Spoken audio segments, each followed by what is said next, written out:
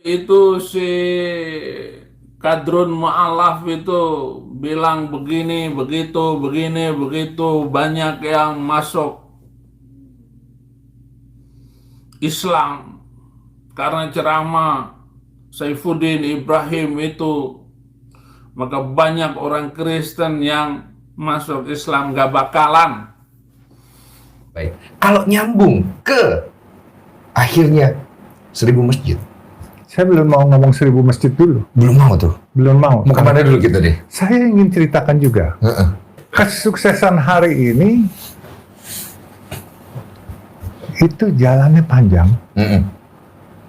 Kalau 1.000 masjid itu adalah dikala kita sukses. Nggak sukses, omong kosong kita bisa bikin masjid. Betul.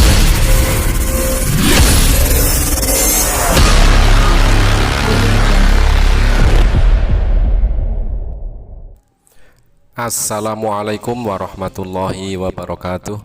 Alhamdulillahillazi hadana lihaza wa ma kunna linahtadiya laula an hadanallah. Asyhadu an la ilaha illallah wa asyhadu anna muhammadar rasulullah. Sahabat beriman dimanapun berada, berjumpa kembali di Bintang Mu'alaf Channel. Terima kasih atas semua dukungan. Mudah-mudahan bentuk dukungan para sahabat adalah bentuk andil dan ikut berpartisipasi di dalam rangka membentengi akidah dari segala bentuk pendangkalan akidah yang dilancarkan oleh misionaris. Sahabat, apakah kabar terbaru Saifuddin hari ini setelah beberapa hari nggak live streaming ya? Ada yang mengira sudah ditangkap, ada yang mengira kenapa-kenapa gitu. Tetapi di siang tadi Saifuddin Ibrahim bikin video dan itu sempat dihapusnya, tetapi saya sempat merekam kira-kira 2-3 menit sudah saya reaction di video sebelum ini. Tetapi entah kenapa video tersebut di channel Saifuddin Ibrahim lantas dihapusnya begitu.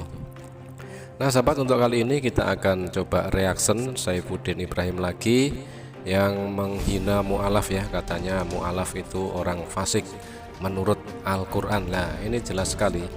Ada satu ayat yang dicomot oleh Saifuddin Ibrahim dan lalu akan dipelintirnya sehingga menakut-nakuti orang yang Kristen kristis dan logis yang mau masuk Islam itu ditakut-takutinya oleh Saifuddin Ibrahim ini. Oke sahabat, mari kita simak videonya dan lalu nanti kita komentari dan juga nanti kita tampilkan seorang mu'alaf ya dari etnis Tionghoa yang mana setelah masuk Islam itu justru dia memberikan sumbangsih yang teramat besar di dalam Islam. Nah inilah perlu dibedakan antara murtadin versus mu'alaf ya. Kalau murtadin seperti Saifuddin Ibrahim ini murtad meninggalkan Islam lalu masuk di agamanya yang sekarang, yang dicari apa? Hanyalah ujung-ujungnya juga uang begitu. Jadi orientasinya hanya uang. Tetapi berbanding terbalik dengan apa yang dilakukan oleh mu'alaf ini. Begitu masuk Islam lalu bercita-cita membangun perekonomian umat dengan akan membangun 1.000 masjid. Masya Allah, subhanallah, sangat luar biasa. Oke, siapakah beliau ini? Mari kita simak video Saifuddin Ibrahim dulu, lalu kita tampilkan tokoh mu'alaf yang saya maksud tadi. Selamat menyimak.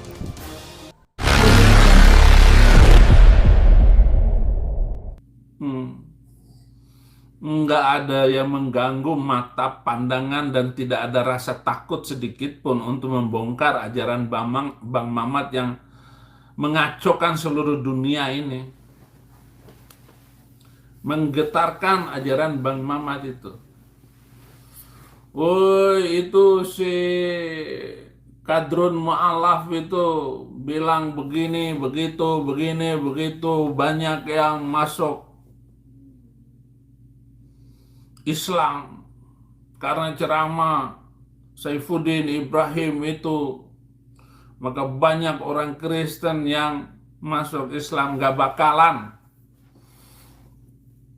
Mereka nggak tahu ancaman kehidupan Bang Mamat di dalam Al-Quran itu. Orang Kristen yang masuk Islam itu akan terhina.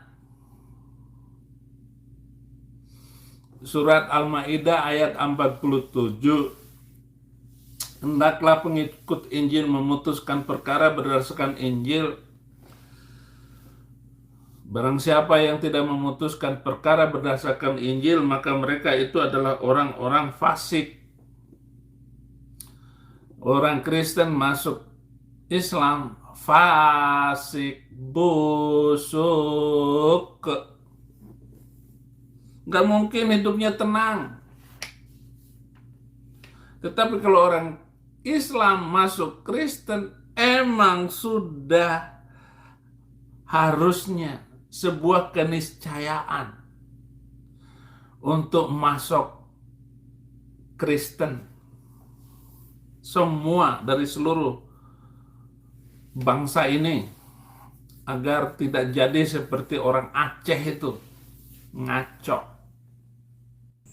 Nah, itulah tadi sahabat, baru saja kita dengarkan statement dari Saifuddin Ibrahim yang hari demi hari selalu menghujat ya. Kali ini menghujat Nabi Muhammad lagi, dan dia menyinggung sebuah channel ya, entah channel siapa yang disinggung, yang katanya kadrun mu'alaf seperti itu, yang mengabarkan banyak sekali Kristen-Kristen yang berbondong-bondong masuk Islam karena ulah dari Saifuddin Ibrahim itu sendiri. Ya memang kenyataannya demikian ya. Mu'alaf berbondong-bondong ya, banyak sekali ketika Saifuddin Ibrahim ini semakin merajalela hujatannya.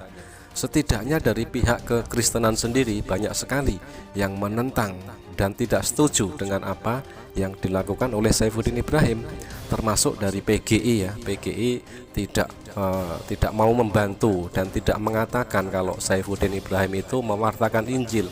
Memang kenyataannya tidak mewartakan Injil di situ, tetapi apa yang dilakukan oleh Saifuddin Ibrahim ini hanyalah menghujat dan menista agama Islam.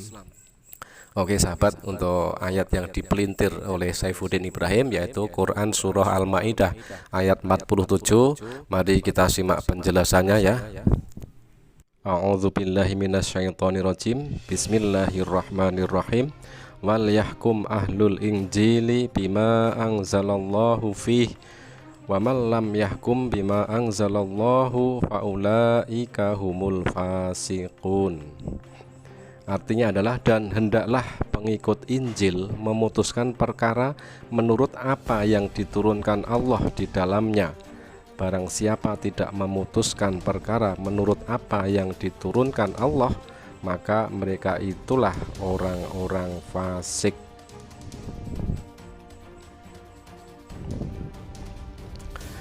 Nah, jadi penafsirannya seperti ini ya para sahabat ya. Di dalam ayat tersebut, ayat itu merupakan dengan tandas Allah memerintahkan pengikut kitab Injil, yaitu penganut syariat Nabi Isa, supaya melaksanakan isi kitab Injil sampai datangnya Nabi dan Rasul penutup dari bangsa Arab, agar mereka menghukum sesuai dengan apa yang telah diturunkan Allah di dalamnya, tidak diselewengkan dan tidak ditafsirkan dengan keinginan hawa nafsunya.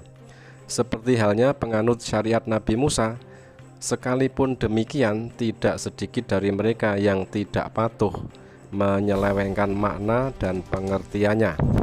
Mereka mengubah dan menyesuaikan dengan kehendak pemimpin-pemimpinnya, sehingga kitab Injil yang asli, yang benar-benar samawi, tidak diketahui lagi di mana adanya.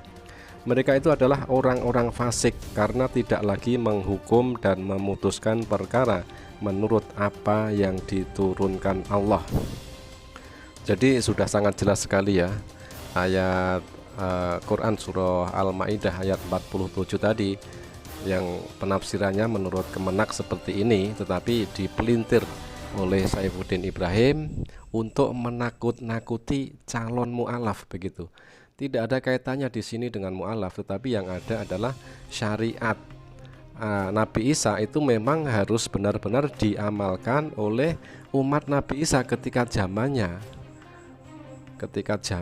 Nabi Isa, sampai datangnya Nabi dan Rasul penutup dari bangsa Arab. Artinya apa? Ya memang syariat Nabi Isa itu untuk umat di zamannya Nabi Isa, dan lantas setelah turun Rasul penutup yaitu Nabi Muhammad SAW, maka syariat itulah yang lalu dipakai umat Nabi Muhammad pada zaman Nabi Muhammad tersebut. Jadi sangat ngawur sekali kita lihat di sini ya, untuk menakut-nakuti calon-calon mu'alaf. Saifuddin Ibrahim ini harus mencomot dalil ayat Al-Quran dan dipelintirnya dengan sesuka hatinya. Semua orang dimusuhi. Bilang ini serambi Mekah. Serambi Mekah. Orang Aceh sudah damai, sudah tenang, pulaunya subur. Enggak kayak Arab, panas. Bilang serambi Mekah. Pantas saja tuh orang Aceh panasan. Orang Jawa dihabisin.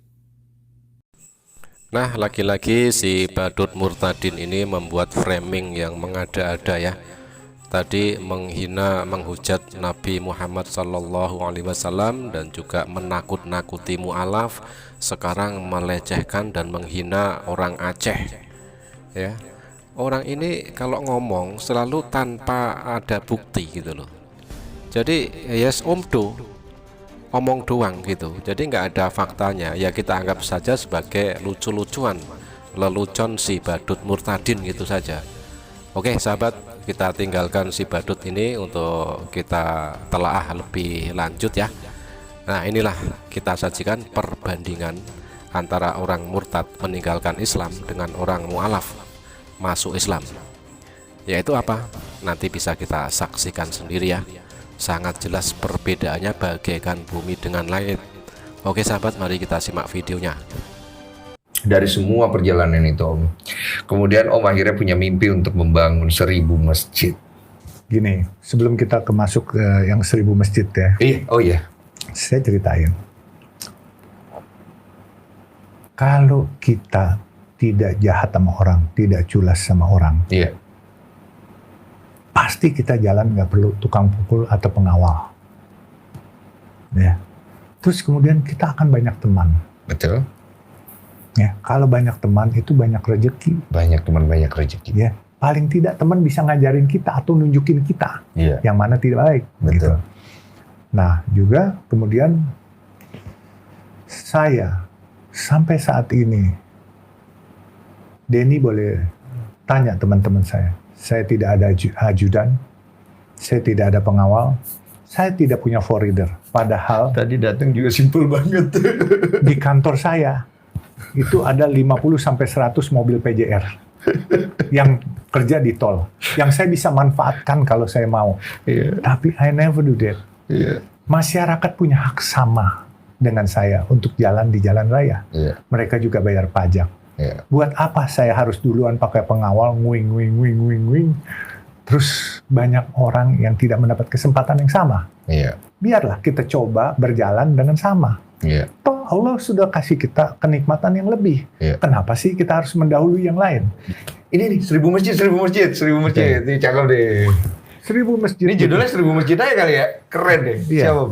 Jadi 1000 masjid ini berangkat dari nasi kuning sebenarnya. Nasi kuning. Yes, nasi kuning 3.000 perak. Hah? Saya bikin nasi kuning 3.000 rupiah. Saya beli dari warung setempat 10.000 sampai 12.000 per porsi. Iya. Saya jual 3.000 rupiah. Ini warung pojok halal itu. Yes, warung nasi kuning pojok halal. Warung nasi kuning pojok halal. Iya. Nah, saya kenapa bikin nasi kuning? Saya orang Samarinda. Dulu ibu saya selain guru, dia pagi nyambi dagang nasi kuning. Saya yang bawain termos nasinya. Iya. Ya kan, di termos itu sudah isi lauknya. Jadi nasi kuningnya sudah di daun satu-satu. Jadi lauknya tinggal diambil, buka daunnya, masukin situ. Jadi ngiler saya. Iya, Oh nasi ingat, udah kuning lama juga Samarinda. makan nasi kuning. Iya. Jadi, nah itu pun kami waktu kecil cari tambahan hidup buat saya sekolah. Ibu saya dagang nasi kuning. Dan saya bisa sekolah gara-gara dagang nasi kuning. Kemudian dikala saya sudah agak sedikit mapan, saya coba berbagi dengan nasi kuning. Iya. Saya waktu usia saya 60 tahun, which is 2017 akhir, saya berpikir selama 6 tahun dari 2011-2012 saya memberi makan orang gratis di bulan puasa saja. Lalu saya panggil rekan kerja saya bilang, itu awal Februari, tanggal 1 atau tanggal 2. Saya bilang, saya nggak mau berbagi hanya di bulan Ramadan. Saya mau setiap hari, tanpa bulan Ramadan pun kita bagi di luar bulan Ramadan. Senin sampai Jumat, saya bilang. Karena Sabtu Minggu kalian nggak bisa ikut partisipasi tenaganya. Ini uang 10 juta ya, nanti ambil sama saya. Saya anggarkan subsidi 7.000 perak untuk 1.000 porsi per hari. Berarti 7 juta. 7 juta. Kali 250 hari kerja. 1.750.000.000 juta. Nah sahabat, dari kisah perjalanan seorang mu'alaf Bapak Yusuf Hamka ini bisa kita ketahui bersama ya, ketika sudah masuk Islam, menjadi Islam, lantas di situ apakah yang bisa saya berikan kepada Islam, kepada umat, kepada masyarakat. Jadi sangat berbanding terbalik ketika Saifuddin Ibrahim ini meninggalkan Islam, masuk di agamanya yang sekarang. Apa yang bisa saya dapatkan? Nah pertanyaannya kan sangat bertolak belakang ya. Sampai-sampai donasi MKC 200 juta pun jadi masalah. Kemarin kan sempat panas dan sempat geger sama Pendeta Joshua Tewu. Ini miliaran uangnya, ikhlas diberikan ya. Bukan uang hasil donasi 200 juta yang kamu perselisihkan, yang kamu bikin masalah dengan sesama pendetamu, Din. Sebagai modal awal 10 juta, nanti kamu habis, ambil lagi. Kita bukalah 6 Februari 2018. Nasi kuning. Terus dia bilang, Pak, nanti pakai catering siapa? Tidak boleh pakai catering. Beli dari warung setempat. Nanti jadi tender. Bukan gini. Kita jangan lupa bahwa ada hak orang kecil ataupun UMKM yang terzolimi kalau kita bawa dari catering luar. Jadi saya bilang, kamu nggak boleh menjadi kompetitor. Warung-warung Tegal di sekitar kita. Warung Tegal itu mencari nafkah untuk anaknya sekolah. Betul. Kita menjual nasi ini untuk mencari berkah. Betul. Ini beda. Kalau mereka beradu sama kita 3.000, mereka 10.000, sepi. Warung dia. Yang ada berkahnya bukan keluar dari mereka. Mereka kena susahnya, terus akhirnya keluarnya sumpah serapah buat kita. Jadi saya bilang, berdayakan mereka. Kalau ada 5 warung, setiap hari kita beli warung A, kita beli. Besoknya Selasa warung B, gitu. Kita gilir. Nah, ternyata ini konsep juga asal ngomong aja gitu. Beli. Tapi senang. Tapi ternyata make sense. Dan betul, mereka bermanfaat. Dan mereka tidak terzolimi, tidak mati juga sama kita. Malah mereka bersuka cita. Biasanya mereka jual mungkin 50 porsi, mereka bisa jual 100 porsi dengan adanya kita. Masya Allah, subhanallah. Di sini sangat mulia sekali ya niatan Bapak Yusuf Hamka ini memberdayakan perekonomian umat. Ini adalah cerita awal sebelum mewujudkan pembangunan 1000 masjid dari sang mu'alaf ini.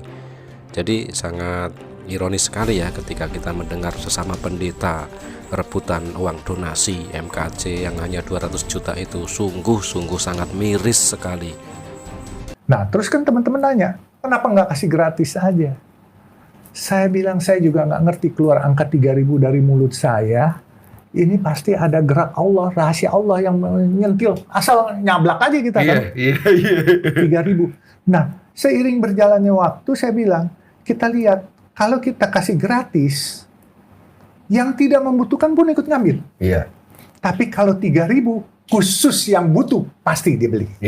Kalau enggak, dia enggak. Kalau sekarang orang gratis, dia nggak butuh, dia kenyang, ambil aja gratis, nggak ada salahnya, kasih orang lagi gitu kan. Nah, saya jual 3.000.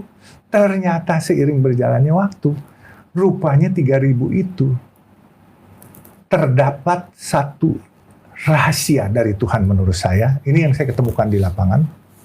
Jadi menjadi ajang sedekah dari kita untuk kita. Kenapa? Saya lihat waktu ada tukang parkir di gedung PMI Jakarta Raya, Keramat Raya nomor 47. Saya melayani di situ. Tukang parkir makan, Pak, saya beli 3.000. saya layanin. Om yang lain. Iya, saya yang layanin. Tukang parkirnya tahu? Tahu. Udah. Terus Itu nggak setelah tegang dia gitu. kelar makan, dia bilang, udah kelar nih piringnya, kan dia harus kembaliin. Iya. Harus makan di situ, nggak boleh dibawa pulang. Terus 2 menit kemudian, dia bawa kakek-kakek pakai tongkat. Dikeluarin 3.000, saya mau sedekah buat nih kakek. Berarti saya tidak memonopoli sedekah. Saya bisa berbagi kepada orang lain yang punya duit 6.000, dia terima sedekah, dia bisa sedekah buat orang. Gitu kan. Sehingga pahala pun tidak bisa dimonopoli. Pahalanya saya dapat, dia juga dapat. Iya. Jadi bukan bisnis aja nggak boleh monopoli, bos. Iya. Sedekah pun juga Sedekah nggak dan monopoli. pahala juga nggak boleh dimonopoli. Gitu. Cakep. Subhanallah, Masya Allah. Beliaunya ini bersedekah tetapi juga memancing orang ikut bersedekah. Jadi menunjukkan jalan amal kebajikan ya, pahala. Jangan hanya kita saja yang bersedekah, tetapi bagaimana orang yang mungkin berkekurangan pun juga berkeinginan dan mau ikut bersedekah. Sungguh sangat luar biasa. Akhirnya 1.000 masjid. Saya belum mau ngomong 1.000 masjid dulu. Belum mau tuh. Belum mau. Mau kemana dulu kita deh? Saya ingin ceritakan juga. Kesuksesan hari ini itu jalannya panjang. Kalau 1.000 masjid itu adalah dikala kita sukses. Nggak sukses, omong kosong kita bisa bikin masjid. Betul. Ya, jadi saya dulu tahun 70 sampai 74, 75, saya masih di Kalimantan, saya tidur di atas jamban. Tahu nggak jamban? Iya tahu. Jamban itu adalah WC di situ. WC umum. Nggak WC umum lagi, ada WC jamban umum, ada jamban kita bikin sendiri. Iya. Saya bikin dari kayu, dirakit, berapa misalnya 3-4 batang, gitu, panjang-panjang, 10 meter. Di situ ada jamban buat buang air, terus di situ ada rumah. Iya. Rumah buat kita tinggal. Jadi, kalau kita mau makan, mau beli beras, itu pasarnya ada 1 pekan sekali. Namanya pasar pekan, namanya. Itu di daerah Longiram, di Kalimantan Timur Hulu. Pasar Tering, Pasar Longiram. Nah, saya kalau mau makan yang agak mendingan, misalnya telur, kornet, itu nggak ada daging segar, nggak ada, itu pasar pekan baru ada. Terus sarden, nah, itu saya harus dayung perahu nyebrang ke kampung. Mainnya lewat air. Ya. Iya. Dan mungkin orang nggak percaya bahwa kami kadangkala kalau lagi nggak punya duit, kami cuma punya nasi, lauk kami adalah ikan. Ikan yang kami pancing pakai sabun, bukan pakai makanan. Pakai sabun. Pakai sabun. Kenapa? Karena ikan ini kotor sekali. Apa aja dia makan. Namanya ikan, kalau orang Kalimantan Timur pasti dia tahu. Ikan lancang. Ikan lancang. Ikannya memang lancang ini. Kenapa namanya ikan Semua lancang juga saya nggak tahu. dimakan. Semua dia makan. Sabun juga disikat. Kita kan kalau buang air biasanya di jamban. Iya. Itu cuman kotak. Pintunya pakai karung beras. Itu kita baru mau buang air. Belum jatuh kotoran kita, Dia itu ikan udah nunggu. Iya, Jadi udah. begitu kita buang air, langsung dia berebut. Iya. Berut. Itu ikan kotor sekali. Iya. Tapi, karena kita nggak punya uang waktu itu, akhirnya ya mau nggak mau lah, begitu mancing dapat. Sering kali kalau kita lagi mau masak, kita potong kan, kita belah dulu, kita seset. Itu banyak kotoran. Tapi ya udahlah, kita buang-buangin tuh kotoran, kita goreng juga, kita kasih asam sama garam dikit, udah enak dibuat makan. Dan rupanya itu protein kali ya, yang cukup banyak, bagus. Tapi ikannya putih, enak sekali gue. Iya. Tapi bukan berarti ikan itu harus dikasih makan kotoran, jadi kita jadi Iya, enak dan jadi pinter. Enggak ke situ, enggak ke itu bukan situ. ke situ. Tapi pernah mengalami sampai kayak begitu ya? Ya, sering. Nah itu tidur jamban kok bisa sampai akhir tidur di jamban kayak Jadi gitu? Nah, itulah tadi sahabat kisah masa lalu dari seorang mualaf Yusuf Hamka ya, yang pernah mengalami kesulitan demi kesulitan sehingga apapun dilakukan ya. Tadi diceritakan termasuk tidur di atas jamban seperti itu ya sahabat ya. Tapi sungguh sangat luar biasa perjuangan dan pengorbanan dari Bapak Yusuf Hamka ini. Yang kita ketahui bersama, posisi sekarang adalah beliau ini adalah seorang bos jalan tol yang sangat terkenal di Indonesia. Sebelum saya kemari, tadi saya diajak buka puasa. Iya. Saya lihat di teman-teman artis itu semua banyak. Artis-artis jadul lah. Gitu. Iya. Mbak Yani Rahman yang bikin acara di Iya. Kuningan di lantai 35. Makanan mewah sekali, bagus. Tapi menurut saya mau kemari. Saya kalau nunggu buka puasa di sana, makan di situ, saya nanti telat kemari. Saya kan janji. Iya. Janji sama Bung Denny maksimum jam 8 gitu. Saya telat sedikit, maaf, saya kalau janji itu saya nggak suka telat-telat. Nah, jadi saya akhirnya bilang, saya telepon nyonya saya, tolong gorengin saya telur dadar. Saya nggak mau makan yang enak padahal disiapkan. Saya mau pulang, saya makan telur dadar. Terus ada abon nggak? Ada abon. Ya, saya makan, nanti setelah itu saya jalan. Bisa dicek langsung sama nyonya. Telur dadar sama abon. Saya makan dengan nasi. Udah cukup, saya jalan. Saya kemarin, buat saya makanan nggak usah harus mewah-mewah. Saya yang penting puasa, saya udah batalin pakai air, saya isi sedikit. Nyaman, telur dadar, 1 biji digoreng-goreng udah oke.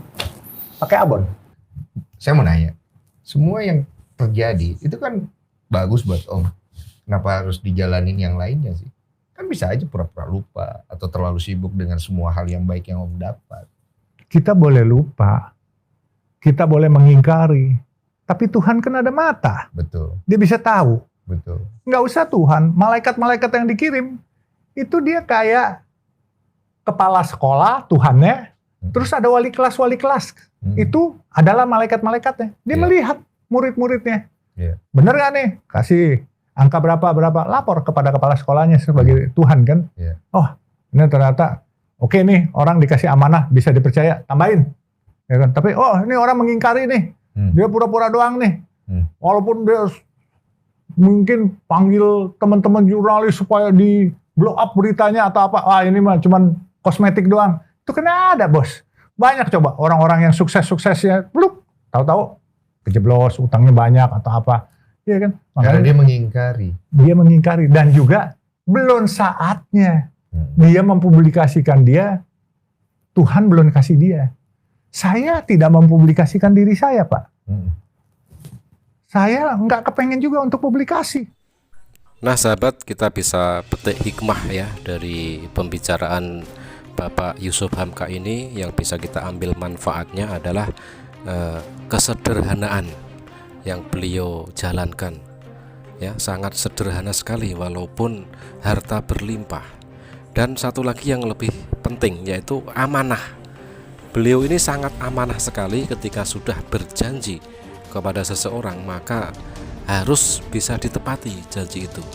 Nah, ini mudah-mudahan memberikan pelajaran bagi kita semua ya. Kita bisa petik hikmah dari kisah perjalanan hidup dari sang mu'alaf Yusuf Hamka ini. Saya bikin masjid dagang nasi kuning itu proyek kecil menurut saya. Iya. Yang Tapi kerja menurut orang lain itu proyek besar loh. Iya, tapi yang saya dulu pernah kerja kayu, kerja apa, proyek-proyek yang ratusan miliar, triliunan, tidak membuat saya populer. Saya yakin ini populernya bukan populer kemauan saya. Saya juga nggak ngerti, saya nggak kepengen populer. Saya pedagang nasi kuning, apa sih bangganya? Iya. Ya kan? Bikin masjid, apa sih bangganya? Ya kan? Baru bilang mau 1000, tapi baru bikin 4. Insya Allah tahun ini 10. Iya. Kita garap semuanya. Kalau nggak selesai saya lanjutin. Nah, oke, terima kasih. Terima kasih. Kita serah terima dulu kalau gitu ya. Kalau gitu. Satu Baik, lagi. hari ini saya serah terima. Nggak Satu apa-apa. lagi saya boleh tanya Faisal. Iya. Saya suruh dia berangkat sekolah ke Amerika. Iya. Dia selesai sekolah di Amerika. Waktu di Amerika, dia beli sendal Louis Vuitton. Dia pulang, rupanya sendal itu pecah. Dia buang. Saya lihat, saya ambil. Kenapa nih mau dibuang? Saya bawa ke tukang sepatu di stasiun Gondang Dia. Iya. Saya bilang bawahnya ini pecah nih, ini kulitnya doang, Bagian ganti. bawahnya. Berapa duit? 20.000, saya bayar. Mm. Saya pakai sampai sekarang. Ada 15 tahun. Nggak apa-apa sih. Orang mobil saya bilang kok, ini bekas anak saya sudah dibuang, ini sampah, rongsokan. Saya perbaiki 20.000. Buat saya, yang penting nyamannya, bukan mereknya, bukan harganya. Nggak apa-apa. Boleh tanya? Dia langsung. Jadi sampai sekarang itu barang masih ada. Saya bawa-bawa ke masjid, kagak hilang-hilang. jadi saya juga nggak beli baru. Saya nggak beli baru. Iya, asli. Kalau hilang baru saya beli baru. Nggak hilang-hilang ya. Itulah tadi sahabat ya, berawal dari penjual nasi kuning yang hanya dijual 3.000 yang mendorong banyak orang ikut bersedekah di situ, walaupun orang yang bersedekah tersebut mungkin masih berkekurangan ya, sampai cerita tentang perjalanan hidupnya dan lalu akhirnya ingin membangun 1.000 masjid tersebut baru tercapai 4, dikatakannya beliau tadi 4, dan tahun ini ada 10, berarti ada 14. Dan lalu apakah nanti kalau seandainya, maaf ya, kalau Bapak Yusuf Hamka sudah meninggal tetapi belum tercapai cita-citanya itu untuk membangun 1.000 masjid tersebut, ternyata jawabannya sangat luar biasa sekali sahabat ya. Cita-cita tersebut akan diwariskan kepada anaknya. Kalau anaknya sudah meninggal, diwariskan kepada cucunya sampai tercapai pembangunan 1.000 masjid tersebut.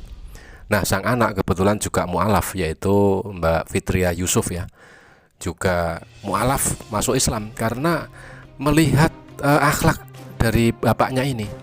Ternyata masuk Islam itu membuat perubahan yang sangat signifikan di dalam kehidupannya, jadi lebih baik seperti itu.